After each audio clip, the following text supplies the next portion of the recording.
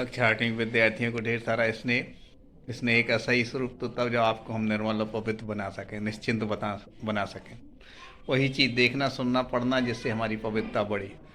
वहीं खड़े होना और वहीं अपने जीवन का सदुपयोग करना जहाँ हमारी योग्यता और पवित्रता बढ़े। अभी बहुत अच्छा एक एसएमएस आया, एक बच्चे का व्हाट्सअप के माध्यम से मैसेज आया कि सर कुछ चैप्टर हैं जो पहले भी आए और अभी भी आ रहे हैं। हमारा आपसे बेटा कहना है जो सिलेबस हमने भेजा है वो सोच समझ करके भेजा है। आपकी पढ़ाई भी हो, आपकी तैयारी भी हो, और साथ में बहुत अधिक क्रिटिकल जो पार्ट हैं वह आप मतलब कहीं ना कहीं तैयार नहीं कर पाएंगे, इसलिए उनको हमने उसमें कम किया है। हाँ, इसलिए पूरा जो सिलेबस भेजा है बेटा उसको ध्यान से समझना और उसी के हिसाब से आपकी परीक्षा की तैयारी करना, ठीक है ना। अभी हमने आपको सिलेबस में पाठ 26 भी जोड़ा है और कल हमने उसके संबंध में सामान्य से सेंड किया था, उसको हम समझाने की कोशिश करेंगे। बेटा पत्र लेखन एक ऐसी विधा है, एक ऐसा माध्यम है जो हृदय को छू लेता है, ऊर्जा से भरता है, अपनी भावनाओं को अच्छे से व्यक्त करने का माध्यम है, ठीक है ना। एसएमएस व्हाट्सअप बहुत अच्छी चीज़ें हैं बेटा, इसको हम नकारते नहीं हैं, लेकिन जो हाथ से लिखा हुआ अपना जो भाव की अभिव्यक्तिकरण होता है पत्र में ठीक से हो पाता है, ठीक है ना। यदि कोई कहे कि गांधी जी का पत्र हमारे पास है, कितना हृदय को छू लेता है। कोई कहे कि पटेल साहब, सरदार पटेल साहब का पत्र हमारे पास है, और दूर मत जाइए, आपके दादाजी ने आपको कोई पत्र लिखा हो वो आपके पास हो, मतलब हार्टली अपन को हृदय से स्पंदित करता है। तो पत्र लिखना एक बहुत बड़ी कला है, बहुत बड़ी योग्यता है, बहुत बड़ी समझदारी है, एक बहुत बड़ा इंस्टीट्यूट है। वो तो पत्र लेखन से, आवेदन के लेखन से ही व्यक्ति की वेतन निश्चित करता है, आप कितने योग्य हैं। तो पत्र कितना महत्वपूर्ण है, आपकी योग्यता का परिचायक है। इसलिए पत्रों को लिखते समय हमें किन किन बातों का ध्यान रखना चाहिए वो हम समझेंगे। देखें, पत्र संदेशों के आदान प्रदान का सबसे प्राचीन मतलब सबसे पुराना, और सुलभ मतलब बहुत आसानी से प्राप्त साधन है। डाक विभाग बनने मतलब जो पोस्ट ऑफिस है उस विभाग बनने से पहले संदेश वाहक द्वारा पत्र पहुंचाए जाते थे। संदेश वाहक मतलब पत्र ले जाने वाला कोई व्यक्ति होता था, तथा उससे ही पहले कबूतर आदि जो पक्षी होते ना, उन्हें उनके गले में ऐसा बांध देते थे पत्र और वो वहाँ पर ले जाते थे, या पैर में नीचे बांध देते थे, मतलब पत्रवाहक कबूतर भी हुआ करते थे। आधुनिक समय में संदेशों के आदान प्रदान के लिए दूर संचार जो होता है वह क्रांति लाई है। मतलब फिर टेलीफोन आए, टेलीफोन के बाद ईमेल, एसएमएस, मोबाइल फ़ोन, और अब तो व्हाट्सएप के माध्यम से इसकी उपयोगिता निरंतर क्या होती जा रही है, बनी हुई है। मतलब पत्र लेखन मतलब एसएमएस, व्हाट्सएप इन सब चीज़ों से कम नहीं होगा। इसमें लिखा भी है एसएमएस, मोबाइल फ़ोन ले लिया है आज क्या अपने विचारों, भावों और सूचनाओं को देने का माध्यम, लेकिन या परंतु पत्रों की उपयोगिता आज भी बनी हुई है। देखो,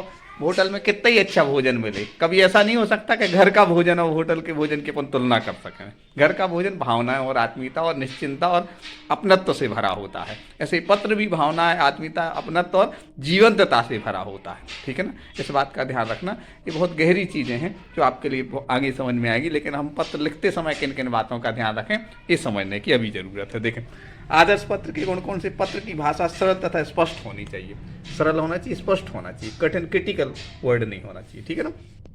पत्र संक्षिप्त होना चाहिए, बहुत बड़ा नहीं होना, कोई भी चीज़ बड़ी नहीं होना चाहिए, विस्तृत नहीं होना चाहिए। लोगों के पास समय भी कम रहता है और समय के साथ बड़ी चीज़ को उतनी आसानी से समझा भी नहीं जा सकता, क्योंकि उसमें बहुत अर्थ निकालना पड़ते। संक्षेप में बात हो लेकिन गहरी बात हो। उचित विराम चिन्ह जो जहाँ पूर्ण विराम, अल्प विराम लगाना है वह सही जगह लगाना चाहिए, यथास्थान लगाना चाहिए, यथास्थान का होता है सही जगह। और पत्र लिखते समय शिष्टाचार का ध्यान रखना, शिष्टाचार मतलब मैनर्स का ध्यान रखना चाहिए, बड़ों के लिए रिस्पेक्ट करना चाहिए, छोटों के लिए काफ़ी लव, प्रेम, स्नेह की अभिव्यक्ति होना चाहिए। जो बात पूछी जा रही है वो पत्र के मुख्य भाग में होना चाहिए, ये सब चीज़ें होना चाहिए। पत्र दो प्रकार के होते हैं बेटा, अनौपचारिक पत्र, औपचारिक पत्र। अनौपचारिक पत्र वो कहलाते हैं जिनमें व्यक्तिगत मतलब निजी मतलब प्राइवेट, अपने खुद के भाव, विचार, सोच, रिश्ते होते हैं, अपने निकट संबंधी, मित्रों, परिवार के जनों, इन सब के लिए बधाई पत्र, निमंत्रण पत्र, शुभकामना पत्र, संवेदना पत्र, ये सब पत्र। जैसे किसी की यहाँ डेथ हो गई किसी, तो अपन यहाँ से जो पत्र भेजा वो संवेदना पत्र, वो भी व्यक्तिगत ही माना जाएगा, कोई कार्यालय का वो इसमें उल्लेख नहीं है। या निमंत्रण पत्र होता है, किसी विवाह आदि मैरिज होती ना तो उसमें पत्र आते, वो भी क्या है बेटा, अनौपचारिक मतलब व्यक्तिगत पत्रों में ही आते हैं। इसके बाद बधाई पत्र भी होता है। बधाई पत्र वह कहलाता है जिसमें किसी को किसी उपलब्धि पर हम क्या कांग्रेचुलेशन सब मतलब बधाई दे रहे हैं, वो माना जाता है, ठीक है ना। शुभकामना पत्र भी होते हैं। शुभकामना पत्र जैसे दिवाली पर, होली पर, या नए वर्ष पर, या किन्हीं विभिन्न माध्यमों पर शुभकामनाएं पत्र देते हैं, ठीक है ना। तो इस तरह ही पत्रों के प्रकार हुए अनौपचारिक पत्र, औपचारिक। औपचारिक पत्र क्या कहलाते बेटा? औपचारिक पत्र कहलाते हैं जो फॉर्मेलिटी वाले पत्र होते हैं, उसमें ज़्यादा भावनाओं का प्रभाव नहीं रहता, उसमें सिर्फ नियम सिद्धांत की बातें होती हैं, काम की बात होती है। जो व्यवसाय के पत्र होते हैं, एप्लीकेशन जो स्कूल में लिखी जाती है वह होते हैं, या और बहुत सारे कार्यालय ऑफिस में जो पत्र भेजे जाते हैं औपचारिक पत्र। दो प्रकार के पत्र होगा, एक अनौपचारिक मतलब व्यक्तिगत प्राइवेट पत्र, निजी पत्र, और दूसरे औपचारिक औपचारिक मतलब फॉर्मेलिटी वाले पत्र, ठीक है ना। अनौपचारिक व्यक्तिगत स्वयं के लिए पत्र, प्राइवेट पत्र रिश्ते सगे संबंधियों के लिए, और औपचारिक फॉर्मेलिटी वाले पत्र कार्यालयों के लिए, ऑफिस के लिए, ठीक है ना, स्कूल आदि के लिए, ठीक है। तो हमें कोई भी पत्र हो, बहुत सारी ऐसी बातें होती हैं जिनको लोग ऑब्जर्व करते हैं। जैसे किसी व्यक्ति की परिचय कैसे होता है, उसका बोलने से, चलने से, खाने से, उठने से, बैठने से, उसके बिहेव कैसा है, वो कैसा साहित्य पढ़ता है, कैसी चीज़ें मोबाइल में देखता सुनता है, कैसे लोगों के साथ उठता बैठता है, इन सब से उसका व्यक्तित्व बनता है। ऐसे ही उससे ऑब्जर्वेशन होता है कि वास्तव में वो है कैसा, कैसी फ्रेंडशिप है। ऐसे ही पत्र कैसे लिखा जाता है, किन किन बिंदुओं का ध्यान रखा जाता है लिखते समय, वो भी हमें जानना जरूरी। उसी के आधार पर हम जाँच करते हैं। तो पत्र लिखने के लिए 8 बिंदु मुख्य रूप से समझना चाहिए। पहला, प्रेषक का पता एवं तिथि। प्रेषक कौन कहलाता है? जो हम लिख रहे हैं आपके लिए पत्र, तो हम प्रेषक कहलाए। आप हमारे लिए पत्र लिख रहे हैं तो आप प्रेषक कहलाए। जो लिखने वाला व्यक्ति होता है वो प्रेषक कहलाता है। प्रेषक का पता और तिथि। जैसे आप परीक्षा भवन में पत्र लिख रहे हैं तो आप वहाँ लिख सकते हैं परीक्षा भवन होली फैमिली स्कूल खुरई। तिथि मतलब जिस तिथि में आप लिख रहे हैं वो। अभिवादन, या हो सकता है आपको याद नहीं हो तो उसमें आपके लिए आप जहाँ से पत्र लिख रहे हैं वो लिख सकते हैं, प्रेषक का स्थान पता, ठीक है ना। इसके बाद अभिवादन। अभिवादन कहलाता है किसी को सम्मान देना, किसी को जैसे अभिवादन कहते हैं, जैसे इसमें आएगा अभी उल्लेखित करते हैं संबोधन अभिवादन दोनों। जैसे पूज्य पिताजी, ये संबोधन हो गया, पूज्य पिताजी संबोधन हो गया, सादर चरण स्पर्श से अभिवादन हो गया। संबोधन में पूज्य पिताजी हो गया और अभिवादन में सादर चरण स्पर्श हो गया, ठीक है ना।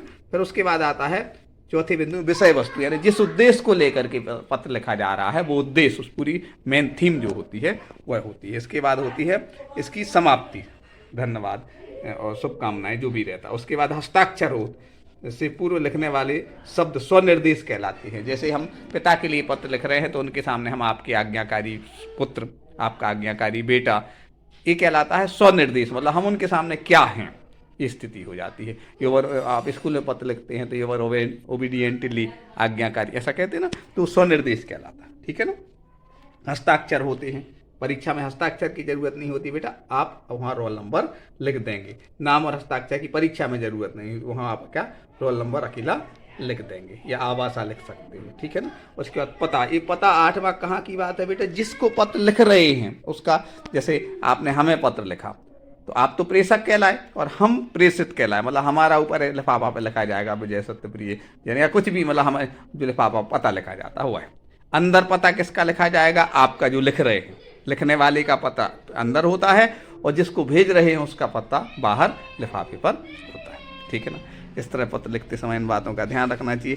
पत्र हमने आपके लिए कई सेंड किए थे, इनमें से एक दो पत्र अनौपचारिक मतलब व्यक्तिगत पत्रों में तैयार करना है, 1-2 पत्र आपके लिए औपचारिक पत्रों में तैयार करना है, ठीक है ना। अनौपचारिक जैसे छात्रावास में रहने वाले अपने छोटे भाई को बुरी संगति से बचने के लिए पत्र मतलब तैयार कर सकते हैं। इसमें क्या हो सकता है, आपको बुरी संगति से बचने की प्रेरणा भी मिलेगी और छोटे भाई के लिए भी इससे कहीं ना कहीं संदेश आया जाएगा। तो ये हो, कोई भी आप पत्र ऐसा अच्छे से तैयार करिएगा, ठीक है ना। इसके बाद औपचारिक पत्र। औपचारिक पत्र क्या कहलाते हैं? फॉर्मेलिटी वाले पत्र। इसमें भी आप एक कोई पत्र तैयार कर लेना ऑफिशियल, जैसे बैंक में खाता खुलवाने हेतु प्रबंधक को पत्र या क्षेत्र में हो रही राजनीतिक घटनाओं का आप ऐसा तैयार करना कि आप उसके लिए वहाँ बिल्कुल अक्षर से शब्द से लिख सकें, ठीक है ना। ये तो हो गई आपकी पत्र की सामान्य बात। अब आप आते हैं निबंध लेखन पर। निबंध लेखन में बेटा क्या है? निबंध लेखन में कुछ नहीं है, आप अपने विचारों को, भावों को इतने अच्छे ढंग से व्यक्त करें कि सामने वाले को उससे पूरी अनुभूति हो जाए, ज्ञान आ जाए, समझ आ जाए कि आप क्या कहना चाहते हैं। इसलिए निबंध लेखन, आप आईएएस बन जाएंगे तो उसमें निबंधात्मक प्रश्न आते हैं। निबंध नी का अर्थ होता है स्वयं के, बंध का अर्थ होता है विचारों को बांधना, व्यक्त करना। क्या कहलाता है बेटा? निबंध कहलाता है। एक बार फिर से पाठ 30 में निबंध। निबंध का शाब्दिक अर्थ है भली भांति बंधी हुई रचना। भली भांति मतलब अच्छे तरह से व्यक्त किया हुआ कोई एक विषय वस्तु होती है, क्या कहलाती? निबंध कहलाती। नी का अर्थ होता है स्वयं के, बंध मतलब विचारों को बांधना, व्यवस्थित रूप से अपने विचारों भावों को बांधना। मान लो ये चाबी है, इस चाबी के संबंध में भी निबंध लिखा जा सकता है, क्योंकि इसके संबंध में आपने कोई विचार होंगे, एक सोच होगी, एक चिंतन होगा, और लेकिन उसको कैसे व्यक्त करना, भली भांति मतलब अच्छी तरह से, अच्छे भावों के साथ। जैसे